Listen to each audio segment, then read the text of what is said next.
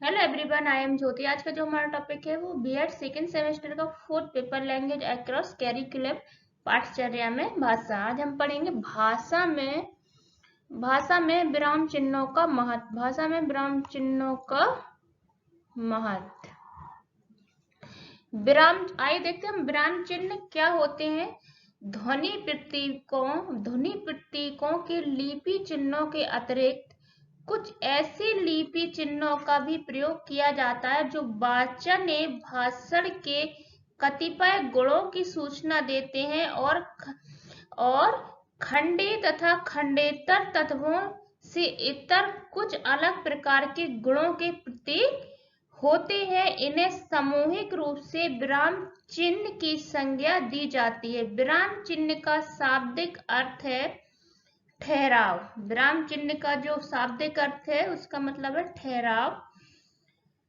लेखन में पाठक के भावबोध को सरल और सुबोध बनाने हेतु विराम चिन्हों का प्रयोग होता है। प्रत्येक विराम चिन्ह लेखक की विशेष मनोदशा का एक पड़ाव, उसके ठहराव का संकेत स्थान होता है। भाषण में जो कुछ हम सुनते हैं वह खंडे व खंडेतर तत्व के अंतर्गत आता है, पर इन दोनों तत्वों के अलावा भाषण संबंधी कुछ अन्य प्रकार के गुण हैं। जो विराम चिन्ह है, अभी हमने जो विराम चिन्ह की परिभाषा समझी है, अब हम देखेंगे जो ये चिन्ह है, जो प्रवाहित विराम है, जो चिन्ह है उसको प्रवाहित चिन्ह क्या है? प्रवाहित चिन्ह ए है। प्रवाहगत विराम इस चिन्ह को कहते हैं। अब हम देखते हैं जो प्रवाहित विराम भाषागत गुणों को लिपि चिन्ह अर्थात विराम चिन्हों के रूप में लेखन में प्रकट किया जाता है। हिंदी लेखन में निम्नलिखित विराम चिन्हों का प्रयोग करना चाहिए। अल्प विराम का चिन्ह ए है। इसका प्रयोग होता है एक वाक्य में आने वाले एक ही शब्द वर्ग उपवर्ग के एक अधिक पदों के मध्य, जैसे एक से ज्यादा नाम आ जाते हैं, एक अधिक मात्र, जैसे मोहन, पांडे, सुरेश और तिवारी 4 व्यक्ति है, किंतु यदि अल्प विराम चिन्ह हटाया जाता है, अगर जो अल्प विराम चिन्ह अगर ये हटा दिया जाता है तो 2 ही व्यक्ति सूचित होंगे, मोहन पांडे और सुरेश तिवारी। वैसे अगर डैश अल्प विराम चिन्ह लगा दिया जाए मोहन और पांडे के बीच में तो 2 अलग अलग नाम प्रतीत होंगे।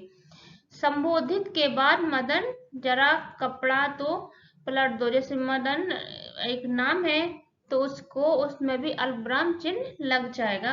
एक वाक्य बना है मदन जरा कपड़ा तो पलट दो, तो इसके बीच में अल्प विराम चिन्ह आ जाएगा। एक वाक्य के मध्य भिन्न प्रकार के विशेषण या क्रिया विशेषण उपवाक्यों को समाहित करने के लिए उस दिन जब पानी बरस रहा था, तो इसमें बीच बीच में अल्प विराम का हम चिन्ह लगा देते हैं। अब हम देखते हैं नंबर 2 अर्धविराम।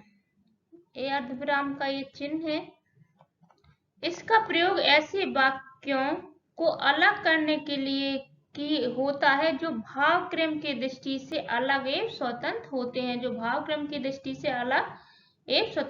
हैं। चलो अच्छा हुआ, चलो के बाद अर्धविराम आ जाएगा, अच्छा हुआ तुम आ गए, तो इसके अच्छा हुआ के बीच में अल्प विराम का चिन्ह आ जाएगा। अब हम देखते हैं अपूर्ण विराम का ये चिन्ह है। इसका प्रयोग वाक्य की मुख्य सूचनाओं के उल्लेख के साथ उनके मध्य की सूचनाओं को अध्याहरित करने के लिए होता है। एग्जाम्पल के लिए प्रश्न पत्र के कुल 50 अंकों के प्रश्न है, पूर्णांक और 50 के बीच में अपूर्ण विराम का चिन्ह लग जाएगा। अब हम देखते हैं पूर्ण विराम क्या होता है।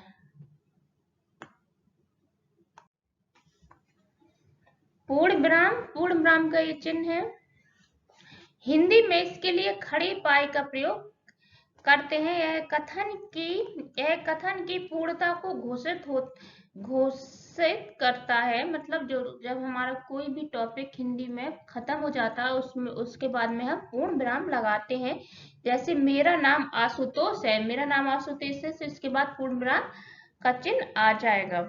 मैं तीसरी कक्षा में पढ़ता हूँ, तो इसके बाद पूर्ण विराम आ जाएगा। हम देखते हैं नंबर 5 प्रश्न चिन्ह। प्रश्न चिन्ह इसका प्रयोग प्रश्न पूछने, किसी से हम क्वेश्चन कर रहे हैं तो उसके लिए लगाया जाता है। प्रश्न पूछने, प्रश्न की सूचना हेतु प्रश्न सूचक वाक्य के अंत में लगाया जाता है। जैसे तुम्हारा नाम क्या है, मेरा नाम श्री हर्ष है, तुम्हारा नाम क्या है। तो हमने प्रश्न पूछा तो इसके बाद में हम इसका प्रश्न चिन्ह हम लगाएंगे। अब देखते हैं नंबर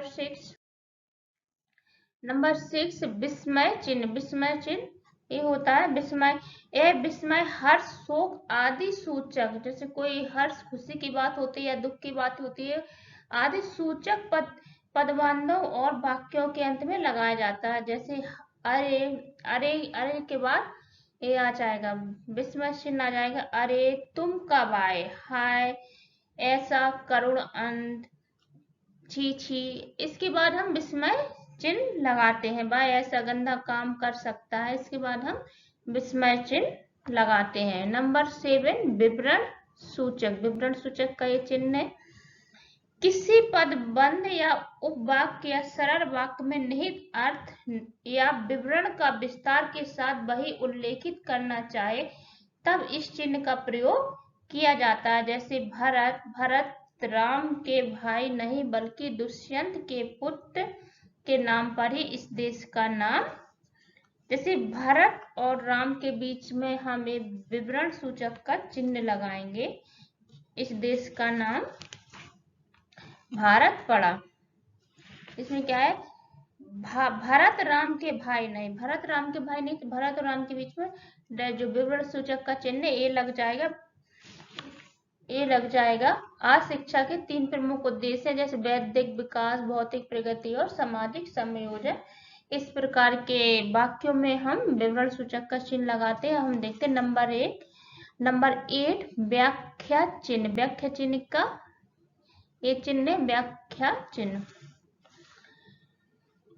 किसी परिभाषित शब्द, नाम या प्रक्रिया विवरण बिंदु प्रस्तुत करने हेतु व्याख्या चिन्ह का प्रयोग करते हैं। जैसे भरत के बाद हमारा ये व्याख्या चिन्ह लग जाएगा।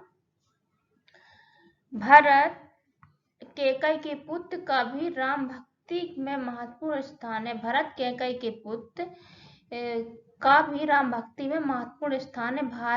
भरत त्याग और बलिदान की महामूर्ति है। तो भरत और कैकेयी है, उसके बीच में यह व्याख्या चिन्ह लग जाएगा। हम देखते हैं नंबर 9 समास चिन्ह। समास चिन्ह का ये निशान है।